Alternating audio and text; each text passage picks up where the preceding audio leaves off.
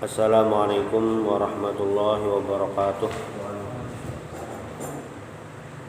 Alhamdulillahirabbil alamin. Alhamdulillahil fatahil alim alladzi arsyada man safahu min ibadihi lit-ta'allumi wa ta'lim wa ja'ala al-'ilma sababan najati wal fawzi biz-zulfa 'indal malikil 'azim.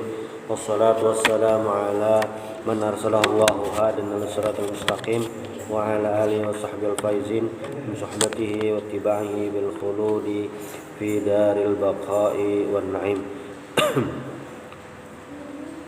Alhamdulillah, di malam hari ini kita bisa kembali bertemu. Mudah-mudahan kita semua mendapatkan rahmat dari Allah Subhanahu wa taala.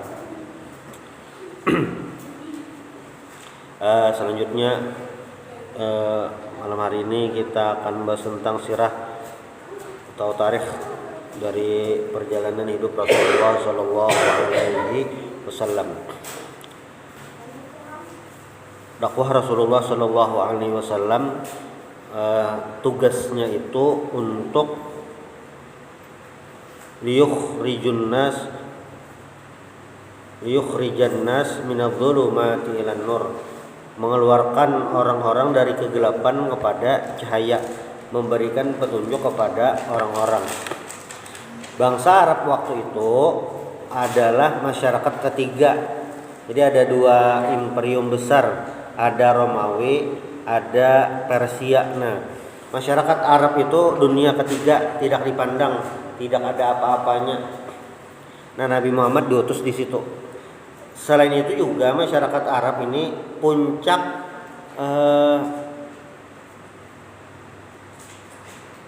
kekurangan akhlak, tidak memiliki etika, tidak memiliki tingkah laku yang baik. Banyak penyelewengan yang terjadi, terutama di hak-hak kemanusiaan. Nah, Nabi diutus di masyarakat yang seperti itu. Makanya ujar Nabi, innama bu'itsu liutammima makarimal akhlak. Maksudnya aku diutus untuk menyempurnakan akhlak manusia. Gelar Arab jahiliyah yang sering kita dengar untuk masyarakat Arab waktu itu bukan jahiliyah dalam arti bodoh, tidak memahami kehidupan, misalnya berhitung salah, bukan itu. Tetapi jahiliyah yang diberantas oleh Rasulullah SAW adalah kekurangan akhlak masyarakat pada waktu itu. Nah, cuma kalau kita berkaca kepada hari ini, berkaca lawan hari ini nih, nah, kita lihat ya berita-berita, kayaknya yang kayak digawi jahiliyah dahulu pina sedikit tebulik bang. Amunnya jahiliyah yang Nabi diutus itu seperti itu. Bukan masalah akademik, misalnya peradaban, bukan. Karena Nabi itu diutus di masyarakat Arab yang lagi puncak-puncaknya sastra Arab. Makanya setiap tahun itu di dekat Mekah itu ada Suq Uqad, pasar Uqad atau festival Uqad. Di situ dilombakan setiap tahun syair-syair bahasa Arab yang bagus digantung di Ka'bah. Makanya ada istilah sab'ah mu'allaqat, yang terbaik, 7 yang terbaik digantung di Ka'bah. Nah, Nabi Muhammad diutus di masyarakat yang peradabannya sebenarnya maju luar biasa, tetapi akhlaknya yang menyedihkan. Peperangan terjadi sana sini, perempuan tidak dihargai, yang kuat menang, yang lemah kalah, hukum rimba berlaku. Kalau kita banding-bandingkan non hari ini, pina ada sedikit kemiripan bang. Bilanya kita melihat dunia maya, wah ini tetamu nang pina macam-macam. Jadi ada akun TikTok anyar nih penting bang. Jadi nang mama disuruhnya mandi di banyu licak, live 24 jam sampai kedinginan. Nah, anak tong gawe itu salah satu contoh aja, mungkin banyak lagi contoh yang lain. Nah, Nabi Muhammad diutus di masyarakat yang seperti itu. Namun walaupun masyarakat Arab secara umum memiliki akhlak yang seperti itu, beribadahnya juga bermasalah.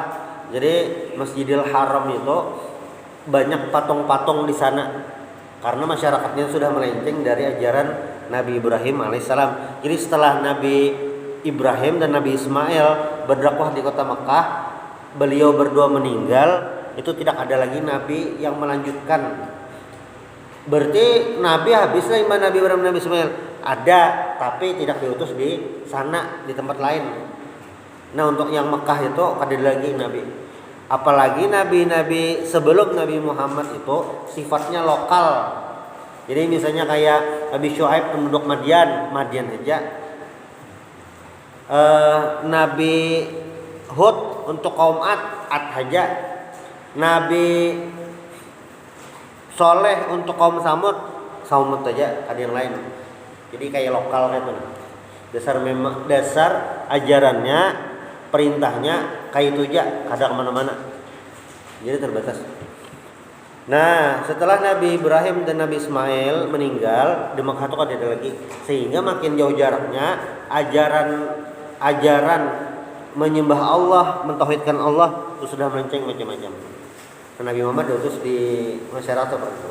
Tetapi walaupun masyarakatnya ini jauh dari kata benar, jauh dari jalan yang lurus, ada beberapa orang yang tetap berpegang teguh terhadap ajaran mengesahkan Allah Subhanahu wa taala. Masih ada aja lagi.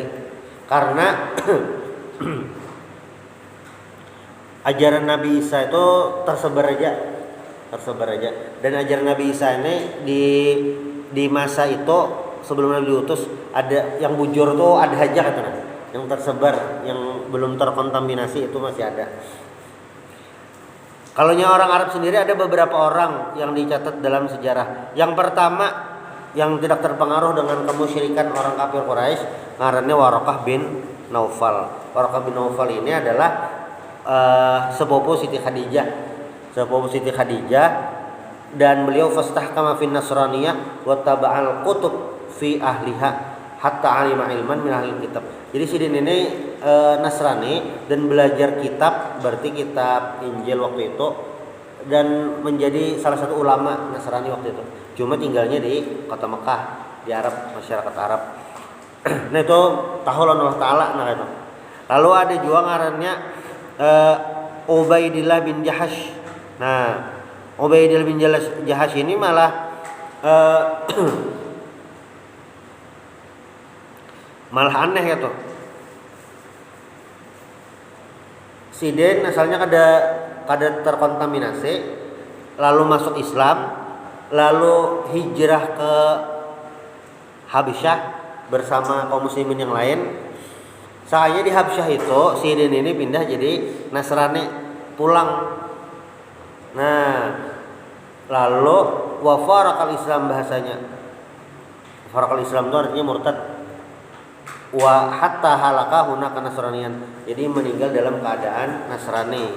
Nah, dan istrinya ngarannya Ummu Habibah, ini yang dinikahi oleh Rasulullah SAW. Itu masalah tuh orangnya. Lalu yang ketiga dengarannya Utsman bin Huwairis. Ini ya juga. Ini tidak terkontaminasi ajaran kemusyrikan kaum kafir Quraisy. Lalu yang keempat, ini keluarga Sayyidina Umar, Zaid bin Amr bin Nufail. Ini kada menyembah berhala. Nah itu. Kada juga masuk agama Yahudi, kada juga masuk agama Nasrani. Kada juga Sidin. Tapi Sidin tetap mengikuti ajaran Nabi Ibrahim yang masih lurus. Jadi Sidin Zaid bin Amr ini termasuk orang yang pencari, kayak waktu Nabi Ibrahim mencari Tuhan. Nah Sidin ini mencari juga. Sidin ini hidup di masa sebelum Nabi Muhammad diutus. Nah pernahlah tetap Nabi Muhammad pernah. Jadi Sidin ini orang Mekah bujur, orang Mekah asli gitu, tapi keluar kota Mekah. Kenapa? Ada dua hal. Pertama, dengan keimanan yang beliau miliki, beriman dengan ajaran Nabi Ibrahim ini, ternyata berseberangan dengan penduduk kafir Quraisy. Itu satu. Lalu yang kedua, beliau keluar Mekah ini melakukan pencarian ajaran yang benarnya apa. Namanya Zaid bin Amr. Cuma pernah bertamu Nabi. Ini diriwayatkan oleh Zaid bin Harithah. Jadi Zaid bin Harithah, kharajtu ma'a Rasulillah sallallahu alaihi wasallam yauman harran min ayyami Makkah. Pada suatu hari aku keluar bersama Nabi waktu pas harinya panas di kota Mekah mana. Lagi bertunggangan, lalu kami bertamuan lawan Zaid bin Amr tadi. Fahayya kullu wahidin minna sahibah. Kami mengucapkan salam kayak assalamualaikum, kayak apa berbian merawat di jalan tadi atau pas bertamuan. Lalu Nabi bertakun, ya Zaid, mali ara qaumaka qad syannafu laka. Ya Zaid, aku melihat engkau dibenci oleh kaummu. Kenapa gerang kira-kira? Nah, lalu si Zaid bin Amr ini berkisah, wallahi ya Muhammad, aku ini ujar apa ngarannya nih, jar Zaid bin Amr, ngaran Zaid bin Amr. Kharajtu abtaghi hadzal din, aku mencari agama nih yang bujurnya yang mana. Lalu di Khaybar itu salah satu tempat, di situ bebuhan Yahudi. Nah di Khaybar aku mendapatkan orang-orang menyembah Allah tapi menyekutukan Allah, menyembah Allah tapi menyekutukan Allah juga. Orang-orang kafir Quraisy itu menyembah Allah Ta'ala tapi menyekutukan Allah, yang menyembah berhala-berhala juga. Makanya al-ikhlas itu mentauhidkan Allah, artinya menyembah Allah satu-satunya aja. Jaka ibarat orang wahini itu ibarat orang wahini, inya sembahyang aja ke masjid menyembah Allah Ta'ala aja. Di rumah maka berandakan patung Hanoman. Mbah sembahyang menyembah Hanoman. Nah model kayak itu. Nah itu musyrik tuh. Itu musyrik lain pulang kan orang yang kafir dasar kada beriman Allah Ta'ala sama sekali. Nah itu beda.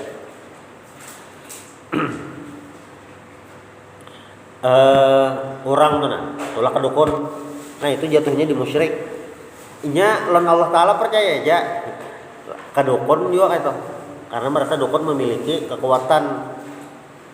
Ya makanya dalam Al-Ikhlas itu kan surah Al-Ikhlas, walam yakullahu kufuwan ahad, tidak ada yang kufuwan. Kufuwan itu sebanding, selevel dengan Allah Ta'ala. Ketika ada seseorang yang menganggap makhluk, entah manusia atau benda, selevel dengan Allah Ta'ala, nah itu berarti masalah kemusyrikan. Jadi bukan hanya mentauhidkan Allah, tetapi tidak membandingkan Allah dengan benda-benda lain atau sesembahan yang lain. Orang kafir Quraisy itu Allah Ta'ala tahu, tapi juga menyembah berhala. Nah itu masalahnya. Lalu si Zaid bin Amr ini melihat orang Khaybar menyembah Allah tapi memusyrikkan, musyrik pada Allah. Lain ini pang aku cari. Lalu berjalan lagi. Soalnya tetamu orang tua, faqala li syaikhun minhum, orang tua di Khaybar tadi, innaka la tas'alu an dini ma na'lamu ahadan ya'budullah bihi illa syaikhan bil hayrah. Ujar orang tua tadi.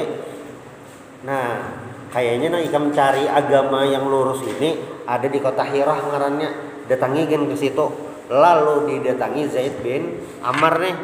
Sampai ke sana, lalu syekh yang dituju tadi bertakon, mimman anta, ikam ni siapa? Ana min ahli baitillah min ahli syauqi wal qurad. Maksudnya kayak ulun penduduk Mekah, para lawan Masjidil Haram. Nah kayak itu modelnya. Lalu ujar yang syekh didatangi di Hirah tadi, ujar sidin, innal ladzi tatlubu qad dhahara bibaladika. Nang ikam cari tadi, orang nang menunjukkan agama yang lurus bujur itu sudah ada di kampung ikam di Mekah. Maksudnya Nabi Muhammad. Ada kemungkinan lah Nabi Muhammad sudah ada, cuma belum dapat wahyu kayak itu. Qad bu'isa nabiyyun qad tal'a najmuhu wa jami'u man ra'aitahum fi dhalalin falam ahussa bi syai'in. Nah, ujar Zaid bin Harithah, wa mata Zaid bin Ammar wa unzila 'ala Nabi sallallahu alaihi wasallam. Jadi apa nih? Kada tetamu Nabi Muhammad nah itu. Kada tetamu Nabi Muhammad pas sudah jadi nabi modelnya itu. Lalu apa ujar Nabi? Innahu yub'atsu yaumal qiyamati ummatun wahdah. Nah, Zaid bin Ammar ini kayaknya hari kiamat dibangkitkan sendirian. Nya kada umat Nabi siapa, tapi inya beriman dengan Allah taala, makanya termasuk orang yang masuk surga. Zaid bin Ammar nih. Nah, ini kasusnya khusus karena inya beriman dengan Allah taala, Nabi belum diutus lagi. Ini khusus, memang hadis nabinya khusus, gesen sidin aja. Singal aja sidin berarti karena datang, karena umat manusia itu di akhirat nabinya umatnya belakang. Nabi Musa banyak umatnya. Makanya kan ada riwayat dari Nabi itu pas melihat Nabi Musa banyak benar umatnya. Lalu padahal umat pian karena banyak lagi daripada itu, hati dasar lebih banyak. Karena umat Nabi Muhammad paling banyak. Macam-macam Nabi itu datang kan. Ada yang Nabi itu datang belakangnya berempat, ada Nabi datang belakangnya tiga, ada berdua, ada Nabi ini datang singal aja sorangan dia sendiri. Kada ada siapa sorangan dia datang karena hari kiamat ada di antara. Nggih. Apa saja kira-kira Nabi itu banyak diturunkan di tanah Arab? Kalau alasannya jahiliyah kan pada saat itu negeri Syria sudah menyembah berhala ya, sudah menyembah api. Yeah. Ya. Nah, yang diturunkan di Syria. Jadi dari 25 nabi dan rasul, ini kan itu yang ketahuan. Yeah. Kalau yang lain ada tahu. Nggih, 124.000. Nabi itu 124.000, Rasul itu 313. Nah, yang wajib kita ketahui 25 Nabi dan Rasul. Nah, 25 Nabi dan Rasul itu tempatnya bisa dikatakan ada yang bisa dipastikan, ada yang perkiraan kurang lebihnya di sini. Nah, di antara 25 Nabi dan Rasul itu sebagian besar itu banyak diturunkan di negeri Syam. Negeri Syam itu kalau wah ini negaranya lah, wah ini negaranya Yordania, Palestina, Lebanon dan Syria tadi. Nah, waktunya kada mesti sama, kada teimbay, bisa bergantian. Ada yang teimbay, ada yang kada. Kan Nabi misalnya kayak Nabi Sulaiman dan Nabi Sulaiman dan Nabi Daud itu kan teimbay karena ayah dan anak. Cuma Nabi dahulu itu ya lokal, per kota aja istilahnya, per daerah aja, satu kaum itu aja, dan kada ada instruksi yang ke lain, ekspansi ke lain tuh ada. Nah, ini yang diketahui, kalau berarti jar daerah Cina, Jepang, Amerika tuh kayak apa sih itu jar kada sampai ke nya rumusnya mana aja sewujudannya dakwah Nabi ini nah. Bilanya suatu tempat tenang tidak ada peringatan yang sampai kadidenang Nabi itunya bebas dari beban hukum dari Allah Ta'ala. Nah, makanya para ulama memadahkan kuitan Nabi ini kenapa jadi kada masuk neraka, karena belum diutus Nabi, masa fatrah. Nabi Isa diangkat, Nabi Muhammad belum diutus. Nah, itu masa-masa fatrah, masa-masa yang belum dapat hitungan siksaan. Nah, itu termasuk daerah-daerah yang Nabi kada sampai di situ. Ini kada tahu kita daerah mana, ada buncu mana itu. Kan kita ada tahu di tengah pulau Samudra Pasifik, sebuting pulau, kada ada sampai ke situ. Dakwah kada ada sampai. Nah, bila yang kayak itu ada ulama merumusakan itu kada dapat siksa karena Nabi kada sampai, TV kada ada, internet kada ada, kada tahu sama sekali. Nah, ada yang sampai ke itu. Nah, cuma setiap tempat tadi kalau sebelum Nabi Muhammad memang terbatas. Makanya salah satu analisa kenapa jadi Nabi Musa lawan Nabi Khidir itu belainan? Nabi Musa dan Nabi Khidir belainan ngelok. Belainan itu ada beberapa analisa. Salah satunya Nabi Khidir itu lain umat Nabi Musa, atau syariat Nabi Musa itu memang kada sampai menjangkau ke Nabi Khidir. Jadi Nabi Khidir itu kada masuk. Jika ibarat negara itu kada masuk undang-undangnya tuh nah. Kita menyebelah sedikit ya ke wilayah Sarawak, walaupun masih setanah, sudah lain dah undang-undangnya dipakai. Nah model kayak itu.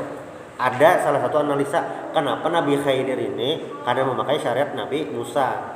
Analisa yang lain, Nabi Khidir ini memang ada syariat khusus dari Allah Ta'ala yang itu memang belainan lawan Nabi Musa. Jadi Nabi Musa bujur aja kada boleh membunuh, bujur aja kada tersalah, tapi itu belainan lawan Nabi Khidir alaihi salam.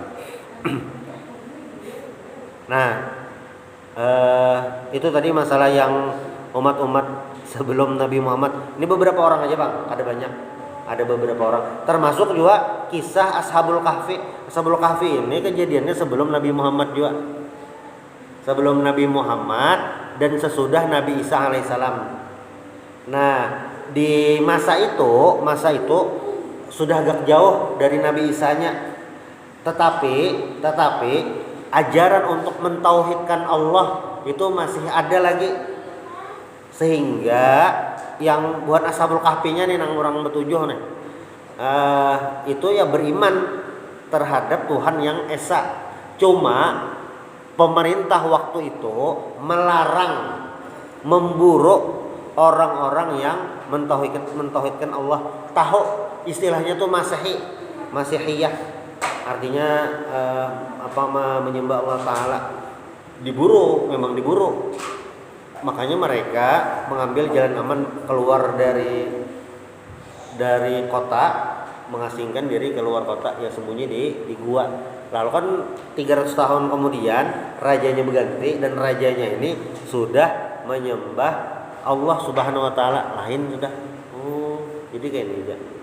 Karena memang yang dari Nabi Adam sampai Nabi Muhammad itu sama ajaran yang dibawa, mengesahkan Allah Subhanahu wa taala sama aja. Jadi kan ada istilah kayak ini lah. Di buku kita banyak bener. Nabi Muhammad membawa agama Islam, Nabi Musa membawa agama Yahudi, Nabi Isa membawa agama Nasrani. Nah, padahal apa? Padahal mulai zaman Nabi Adam sampai Nabi Muhammad yang dibawa tuh sama, mengesahkan Allah Subhanahu wa taala. Jadi kan ada pemisahan itu. Misalnya dipadahkan Nabi Muhammad dijar mencontek ajaran Nabi yang terdahulu, kada mencontek, dasar menyambung itu nah. Dasar menyambung. Cuma perbedaannya adalah di tata cara beribadahnya, syariatnya, atau tata cara sembahyangnya. Itu yang belainan. Dasar belainan kada sama. Nabi Ibrahim sembahyangnya pagi sore lain, Nabi Musa lain, Nabi Muhammad 5 kali. Nah, tata cara itunya aja belainan. Cara membasuh najis kita dibasuh, umat bahari ditatak, amun baju kan lain. Nah, itu yang di syariat. Termasuk yang di syariat Nabi dahulu itu masalah anjing. Kan ada kisahnya pelacur tatamu anjing mengambilkan banyu. Nah, itu umat Nabi yang bahari. Bisa jadi zaman itu syariatnya anjing ini kada najis. Termasuk Ashabul Kahfi kan yang menunggui anjing. Oh, kenapa jadi anjing jar kada kucing? Bisa jadi zaman dahulu itu syariatnya memang anjing belum najis. Kayak itu nah. Itu aja yang mulai beda. Kalau menyembah Allah Ta'ala sama seberatan. Kada ada yang beda. Nah, Nabi Isa kayaknya akhir zaman turun. Nabi Isa ini kan bisa syariat sendiri. Cuma kayaknya akhir zaman turun, yang dipakai itu syariat Nabi Muhammad. Nabi Isa ini memakai syariat Nabi Muhammad. Nah, kayak itu. Jadi itu yang beda. Tapi kalau menyembah Allah Ta'ala sama seberatan. Tata caranya yang belainan. Nah, itu Zaid bin Amr ini khusus orangnya, khusus. Lalu Nabi Muhammad SAW dapat wahyu itu sebenarnya dalam jangka waktu ada sekitar 6 bulan. Jadi kan kita itu rancak nuzulul Quran bulan Ramadan. Biasanya 17 Ramadan nuzul Quran. Itu adalah bulan Ramadan itu Nabi memang pertama kali dapat wahyu dari malaikat Jibril. Nah, sebenarnya bukan itu yang pertama, tetapi 6 bulan sebelumnya dari Rabiul Awal. Nah, Rabiul Awal itu Nabi ada mimpi-mimpi sudah ru'ya as-sadiqah, mimpi yang benar, kayak ciri-ciri sudah. Nah, setelah itu yang dapat mimpi macam-macam, ada isyarat macam-macam. Lalu Nabi ini bahasanya itu yuhibbu at-tahannus. Nabi ini ketujuh beribadah, hubbi baili al-khalwah fakana yakhtali fi ghari Hira. Nabi suka menyendiri di gua Hira. Nah, itu terjadi di bulan Ramadan puncaknya. Nabi ini pas dapat mimpi-mimpi itu, lalu pas bulan Ramadan menyendiri membawa bekal menyendiri di situ. Habis bekal bulik bawa pulang, ketujuh itu. Sampai puncaknya falamma tammalahu arba'una sanatan, sampai umur Nabi 40 tahun hitungan hijriyah. Lalu ja'ahu Jibril bin nubuwah, malaikat Jibril datang membawa kenabian. Jadi Nabi Muhammad ini waktu sebelum didatangi malaikat Jibril sudah ada perasaan. Cuma lah model kayak orang akad nikah juga, sudah tahu tanggalnya, sudah siap, ya gugup juga madange. Nah itu padahal sudah tahu sudah tahu, sudah siap, tanggalnya sudah tahu. Cuma pas kejadian ya gugup juga gitu. Kayak orang sedang skripsi sama juga, sudah tahu tanggalnya, pembimbingnya, pengujinya sudah siap dah. Tapi pas hari hanya ya gugup juga lah gitu. Nah, Nabi Muhammad sama sebagai manusia tuh.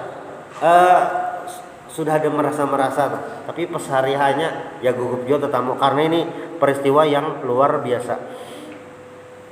Di Sahih Bukhari dijelaskan, awwalu ma budiya bihi Rasulullah sallallahu alaihi wasallam min ar-ru'ya as-salihah fin naumi. Jadi Nabi melihat mimpi yang baik tuh dari tidur, lalu Nabi suka fayatahannasu fihi. Nabi beribadah di dalam gua Hira. Di situ ketujuh bulang-bulik sampai apa? Faja'ahul malaku faqala lahu. Sampai pada suatu ketika datang malaikat menyuruh Nabi, Iqra, bacalah. Ujar Nabi, ma'ana biqari, saya tidak bisa membaca. Sampai diulang 3 kali, Iqra ma'ana biqari. Nah, sampai apa? Fa'akhadhani faqattani ini diragap lawan dipastiakan pulang. Iqra kata. Mana biqari fa akhadhani faqattani as-saniyah hatta balagha minni al-juhd thumma arsalani. Diragap malaikat Jibril sampai Nabi ini rasa sasak benar, lalu dilapas. Nah, sampai ketiga kali nah itu Iqra ma'ana biqari, sampai ujar malaikat Jibril, Iqra bismi rabbikal ladzi khalaqal insana min 'alaq, iqra rabbukal akram alladzi 'allama bil qalam 'allamal insana ma lam ya'lam. Sampai 5 ayat dibacakan, tuntung itu dah malaikat Jibrilnya bulik, Nabi Muhammad juga bulik ke rumah. Kenapa sih Den? Yarjufu fuaduhu, gemetar hati ini, gemetar kada karuan rasa.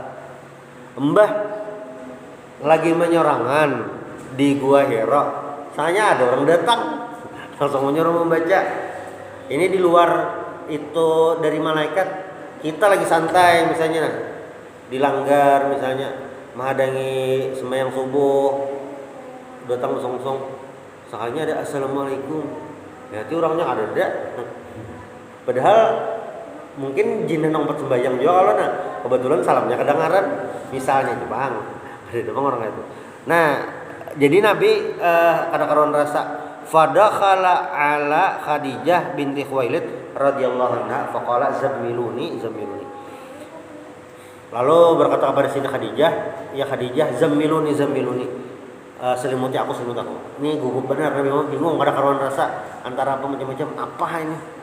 Lalu ujar Siti Khadijah, kenapa nih kan? Nah, lalu ujar Nabi Muhammad, kayak ini nah, tadi kayak ini.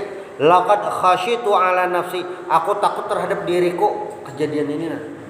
Apa nih kan? Lalu ujar Siti Khadijah menenangkan. Jadilah ini memang rahasia Allah memilihkan Siti Khadijah untuk menemani Nabi di masa-masa awal berdakwah itu. Sudah Allah persiapkan seorang perempuan yang menemani Nabi, siap secara mental, siap secara material itu. Siap secara materi untuk membackup Nabi Muhammad di masa awal-awal dakwah. Ujar Siti Khadijah apa? Nah, ini kata-kata yang oleh para sejarawan dicatat. Kalla wallahi ma yukhzikallahu abadan. Wahai Muhammad, wahai suamiku, tidak mungkin Allah menyanyiakan engkau. Kenapa? Innaka latasilur rahim. Engkau itu menyambung tali silaturahim. Maksudnya pian itu orang baik, membantui orang, kada mengganggu orang, pengennya orang baik. Peristiwa ini kada mungkin sesuatu perkara yang mengalihi sesuatu perkara yang akan berefek negatif, pasti bagus nih, ujar Siti Khadijah. Lawan Siti Khadijah ini sebelum menikah, waktu peristiwa Nabi membawakan jualan Siti Khadijah, Maisarah itu tangan kanan Siti Khadijah sudah berkisah tentang Nabi Muhammad. Jadi Siti Khadijah ini sudah siap nih, orang ini akan jadi luar biasa nih. Nah, lalu singkat kisah, ujar Siti fantalaqat bi Khadijah hatta atat Waraqah bin Naufal. Lalu ujar Siti Khadijah, kayak ini aja kita ada sebuah bukunya nah. Ini kayaknya tahu kisah-kisah kayak ini.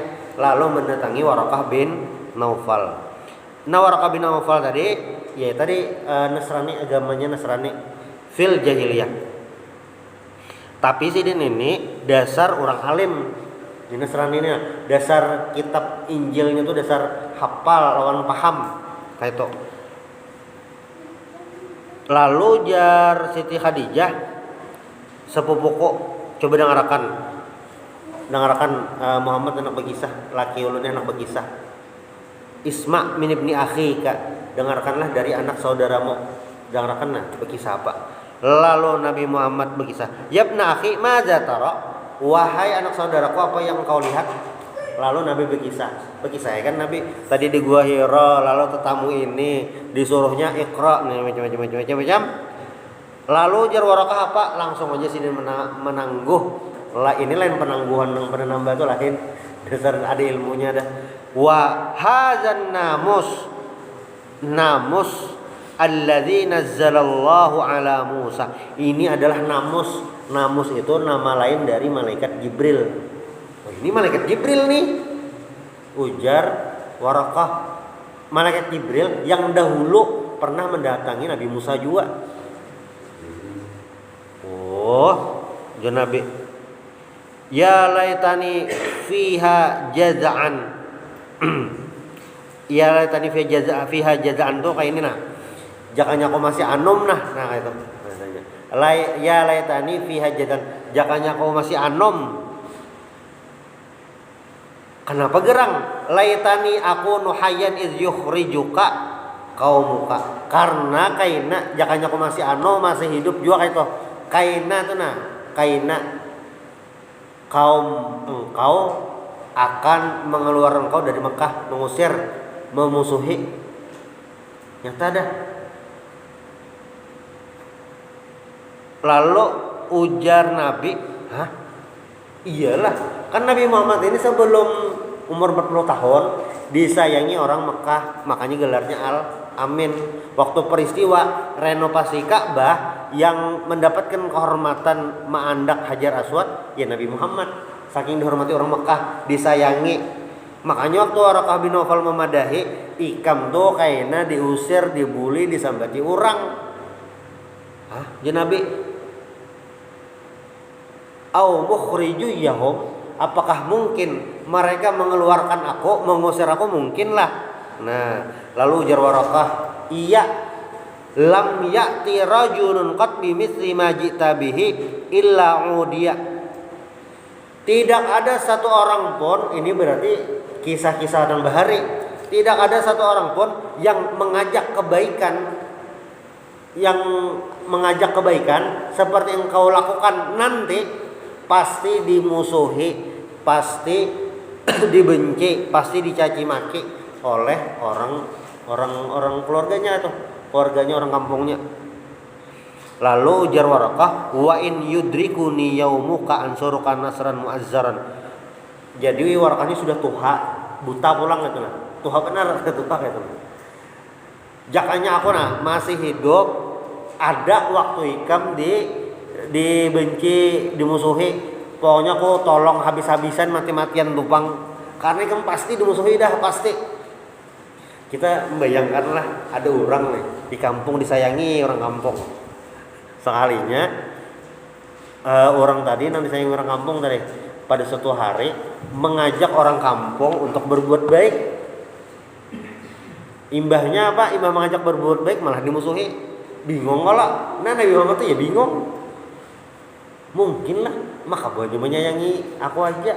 Makanya dipadahi Warakah bin Naufal memastikan, iya, pokoknya bilangnya kayak pian ini dapat wahyu mengajak orang kebaikan, nyata dimusuhi dah. Jangan aku ada, kau tolongi benar, kau lindungi itu Ikam sekuat tenaga aja Warakah. Nah cuma malam yang cap Warakah antufia. Nah, cuma ada lawas imah kejadian itu Warakahnya meninggal. Jadi Warakah ini kada sempat menemui yang masa-masa segenting itu ada sempat. Cuma Siti Khadijah kan mendengar. Oh, sudah siap nih. Mental Siti Khadijah itu siap dah. Berarti kayaknya Nabi Muhammad nih kayak ini sudah siap dah. Kada takajutnya lain orang kada tahu sama sekali, lawan sudah dipadahi. Kayaknya jar bilanya tolak ke situ, uyuh mencari makanan ngalih. Nah, sudah siap dah. Paling kada mental siap dah. Amun kada tahu sama sekali datang ke situ, loh ngalih sekalinya baca cari macam-macam. Nah, takjub. Ini pas dah, bisa kali dah. Dikit lagi. Dikit lagi. Nah, lalu ada istilah dalam kitab-kitab terdahulu tuh an-nabiyul muntazar, nabi yang ditunggu. Jadi Nabi Muhammad ini memang nabi yang ditunggu oleh umat sebelumnya. Sudah ada informasi. Ada beberapa kisah yang menjelaskan tentang akan ada nabi yang terakhir, Nabi Muhammad. Satu kisah dari dua orang kahin ini kayak dukun memahabari yukhbirani. Dua orang dukun ini mahabari bizuhuri nabiyina Muhammadin sallallahu alaihi wasallam. Kayaknya akan ada nabi yang terakhir. Kada tahu sini dapat kabar dari mana? Dari setan kah? Dari apa? Kada tahu. Cuma kayak ini sebelum Nabi Muhammad ada, setan itu jin-jin itu inya yastariqus sam'a, bisa mencuri dengar di langit. Jadi info ada di langit, sampat inya mengambil tuh infonya. Kawa hanya dipadahakannya ke dukun. Makanya bahan dukun tuh bujur, ada bujurnya. Nah, karena sampai mencuri. Tapi pas Nabi Muhammad diutus, kada kawal lagi mencuri dengar dari langit tadi, karena mereka sudah melakukan penjagaan. Lalu ada kisah ibunda beliau, ibu susu beliau Halimah Sa'diyah. Nah, beliau ini bilanya tetamu Yahudi berbahaya, kayak Yahudi itu anak menyasar. Oh, berarti kiri-kiri ini Nabi Muhammad. Nah, lalu juga si Bahira waktu di Syam, waktu Nabi tulak lawan Abu Talib umur 12 tahun. Abu Talib berdagang ke Syam. Lalu ada pendeta namanya Bahira ini salah satu pendeta memadahi Abu Talib. Kamana kan kami dijagai bujur-bujur karena kayaknya jadi nabi itu. Lalu ada juga kisah dari Salman Al-Farisi. Salman Al-Farisi ini lain orang Arab, lain orang Mekah juga, cuma kasih toko kemari mencari agama yang bujur. Sebujurannya apa? Nah pas dah.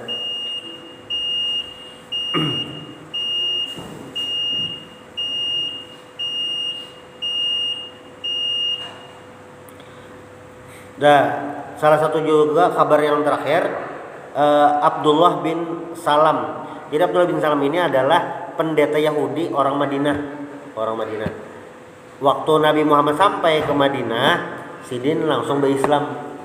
Kan ditakuni, kenapa nih pengen berislam? Ujar Abdullah bin Salam ini di kitab Ulun itu, nah akan ada Nabi yang terakhir. Cirinya kayak ini, sifatnya kayak ini, dan ini ada dalam diri Nabi Muhammad Shallallahu Alaihi Wasallam, berarti bujur yang kabarnya tadi akan ada Nabi yang terakhir orang ini pasti berarti, makanya sini langsung beriman lawan Nabi Muhammad. Dan penutup salah satu hadis riwayat dari Abdullah bin Salam ini, waktu Nabi hanya sampai di Madinah, diriwayatkan oleh Abdullah bin Salam an Nabi Shallallahu Alaihi Wasallam, afshus salam wa at'imut ta'am wasilul arham wa sallu wan nasu niyam tadkhulul jannata bisalam. Ini diriwayatkan oleh Abdullah bin Salam. Ujar Sidin dari Nabi gitu.